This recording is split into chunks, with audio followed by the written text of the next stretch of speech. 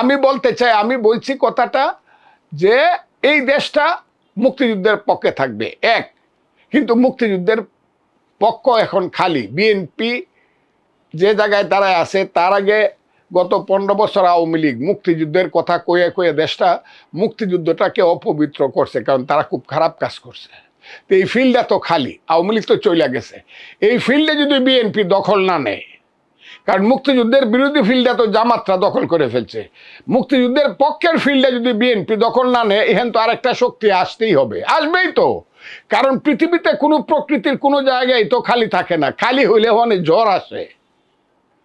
কাজে মুক্তিযুদ্ধের জায়গাটা খালি থাকবে না। আমি বিএনপিকে অনুরোধ, এই জায়গাটা আপনারা, মুক্তিযোদ্ধার দল, এইটা শহীদ জিয়ার দল, আপনারা এই জায়গাটা আপনারা কাভার করেন। কাভার যদি না করে, দেখবেন একটা নতুন রাজনৈতিক শক্তি এসে পড়ছে। বলবেন যে কত বড় হবে, বড় ছোট আমি বুঝি না, কিন্তু 300 এলাকাতে এরা কন্টেস্ট করবে। এবং তারা যদি কন্টেস্ট করার সুযোগ দেওয়া হয়, তো যে কইতেছে না বাকবাকুম করে জামাতের এরা দেশ দখল করে ফেলছে, তাদের সাথে জামাত সেকেন্ড থাকবে আর ফার্স্ট থাকবে বিএনপি।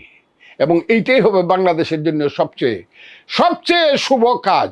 তা না হলে একদিন এই দেশে আলবদর রাজাকাররা, জঙ্গিরা এই দেশ দখল করে ফেলবো, আফগানিস্তানের মতো, লিবিয়ার মতো, সিরিয়ার মতো দেশ ধ্বংস হয়ে যাবে। আমি এই কথাটা বলছি। এটা যদি আমার অপরাধ হয়ে থাকে, অপরাধ, কিন্তু এই কথাটা হলো আমি বিশ্বাসের কথা, এবং আমি পলিটিক্যাল সায়েন্স এবং হিস্ট্রির ছাত্র। এটা আমার চিন্তার কথা। আমি একজন মুক্তিযোদ্ধা হিসেবে মনে করি মুক্তিযুদ্ধের পক্ষে বাঙালি রেডিক্যাল জাতীয়তাবাদের পক্ষে একটা দল থাকতেই হবে দেশে, এবং থাকবেই, এটা কেউ নষ্ট করতে পারবে না। বিএনপি এই জায়গাতে তারা সঠিকভাবে কাজ করছে বলে মানুষ মনে করে না। বিএনপি ক্ষমতায় যাওয়ার জন্য অনেক বেশি কম্প্রোমাইজ করতেছে, এটা মানুষ মনে করে, আমি বলছি না, অনেক কম্প্রোমাইজ করতেছে।